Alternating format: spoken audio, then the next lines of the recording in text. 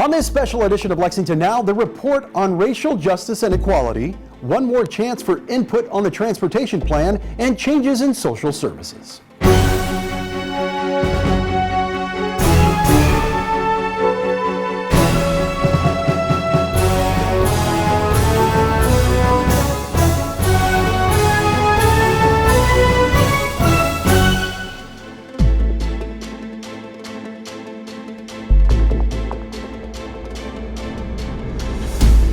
I'm Neil Noah, and welcome to Lexington Now for the week of October 26, 2020.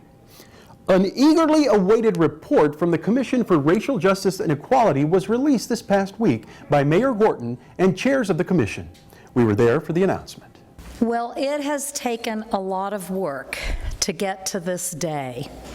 And so I first give my tremendous thanks to Ms. Akins, to Dr. Smith, and to the 70 members of this commission.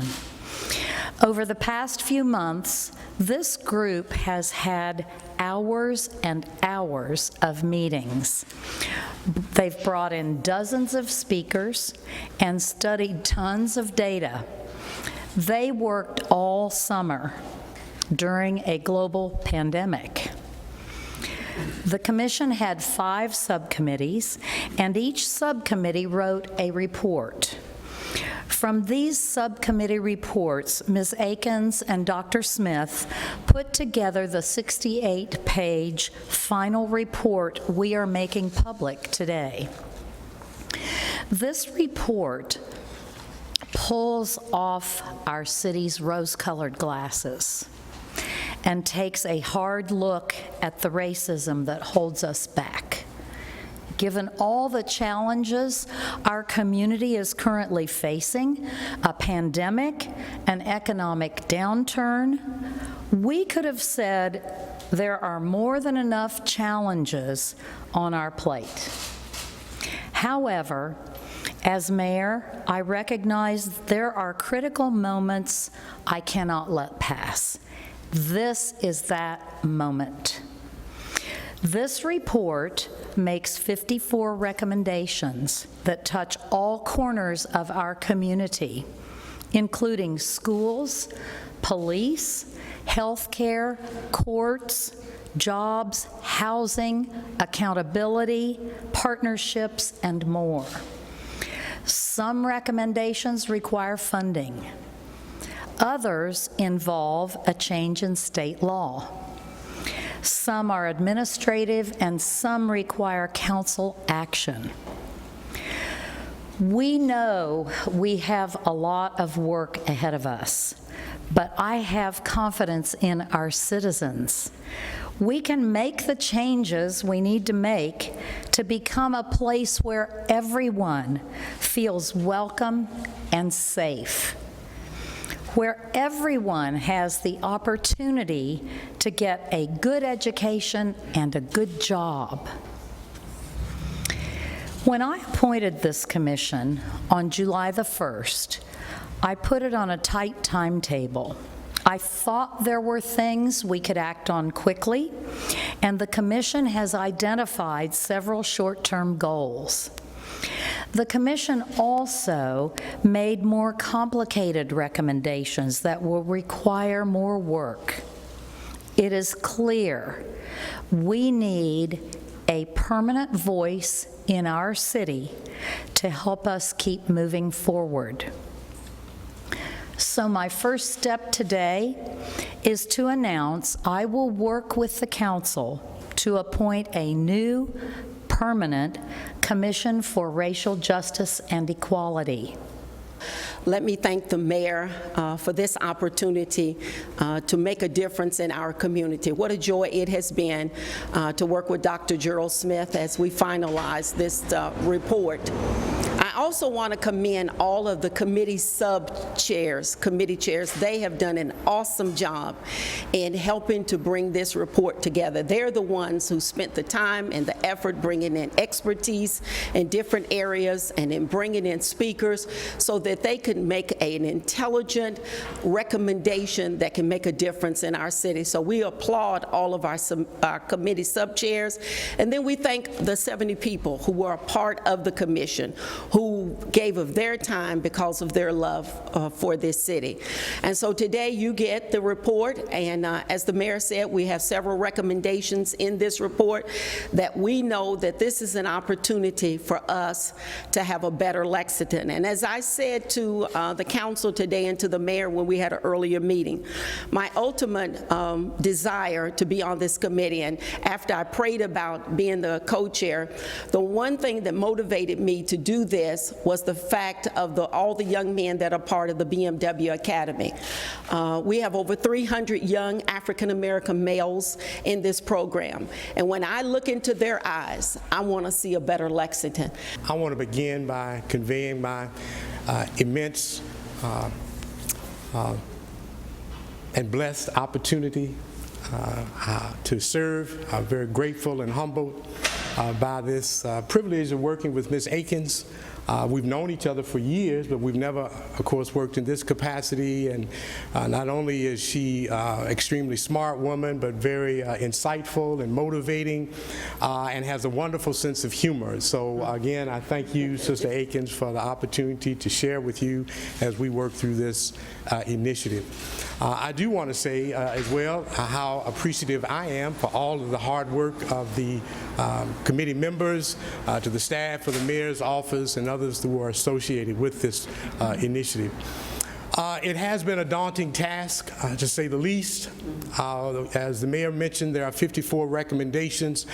I would add that in the conclusion, we did include 3 more recommendations for the mayor and the council to consider. As we work through all of these various issues, we focused on policies and procedures and looked at the challenges and conflicts and the opportunities and the obstacles that we may encounter as we seek to move this community forward. We have learned a lot. And we hope and pray that the community will be the better for it. We now have a document that will be forever linked to the legacy of this mayor and the council. As a historian, there will be other historians who will follow me and have done what I have done in terms of contextualizing where we are at this point in time in our history. You will find in that document that there is a history that's about 6 pages long as we've looked back at Lexington from slavery all the way to the present, to sort of explain why it was necessary to have a commission for racial justice and equality. After the break, the Metropolitan Planning Organization is looking for your input.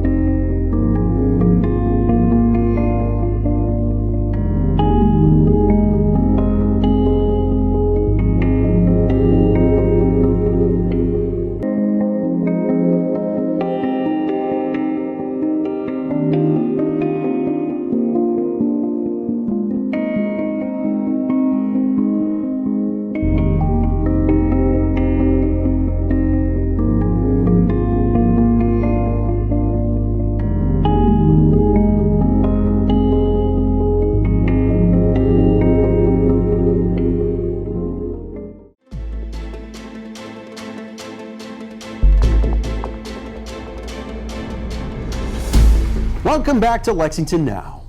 This week is your last chance to give your input on the Metropolitan Planning Organization's newest transportation plan. Kenzie Gleason explains.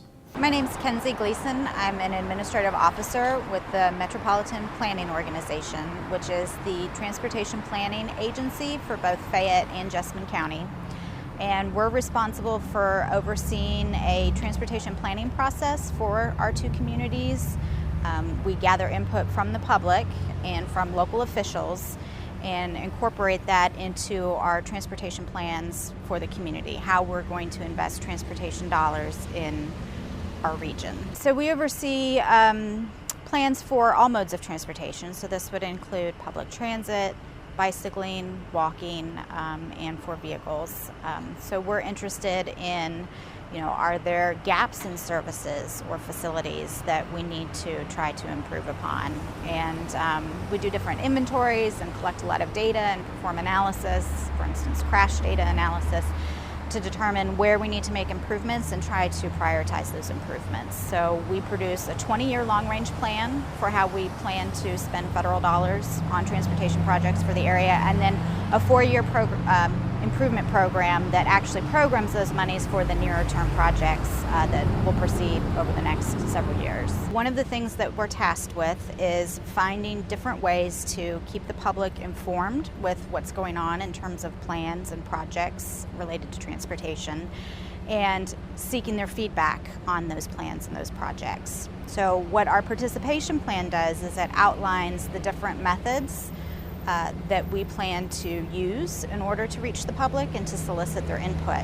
So one of the main reasons we're updating the participation plan right now is to include the use of virtual meetings as a strategy that we're going to use and that the public has agreed is acceptable to them. It seems, at least in, for instance, our Bicycle and Pedestrian Advisory Committee, we tend to have a lot of citizens that are interested in that topic and who attend our meetings regularly. Since we've gone to a virtual format, we've had even more people participating. So while I guess a bit of the silver lining in how things are being managed these days in terms of public meetings is that I think the virtual platform allows a lot of people to be able to participate who maybe otherwise wouldn't have attended an in-person meeting. The participation plan is out currently right now in a draft format so that the public can review what we have proposed and let us know if they feel like there are improvements that we could make to both that plan and the things that resulted from that. We'd like to know, how do you usually receive your information? Or is it more through social media? Is it through traditional news sources and so forth? Are there ways that we can reach you that we're not reaching you now? What are the best ways that we can try to make sure that we're getting the word to you and that you have the opportunity to tell us what you think about the news that we're sharing? Our Transportation Policy Committee is the board that oversees all of the different planning documents and transportation plans for our region.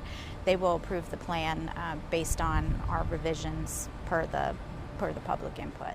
The Division of Social Services has continued to offer its services to those in need, but there have been some changes to how those services are rendered. Commissioner of Social Services Chris Ford explains. Well, one of the things we've had to change across the social services community, not just our department, but many of the agencies that we work with, is how we engage our clients. Generally it is a bring clients close, face-to-face engagement, but the health concerns and the social distancing guidance, which we take very seriously, is now requiring us to be to engage clients in a remote way.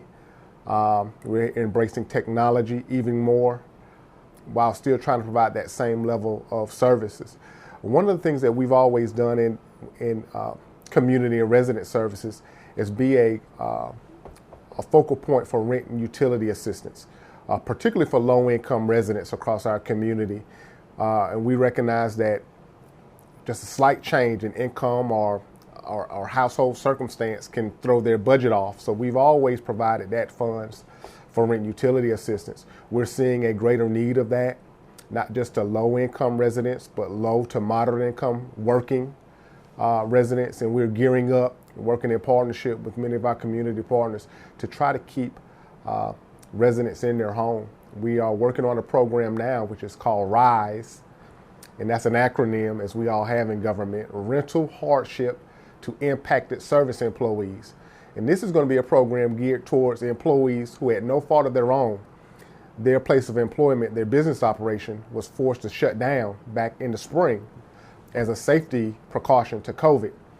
And if they were involuntary job loss or furloughed, it may have placed their housing stability in jeopardy.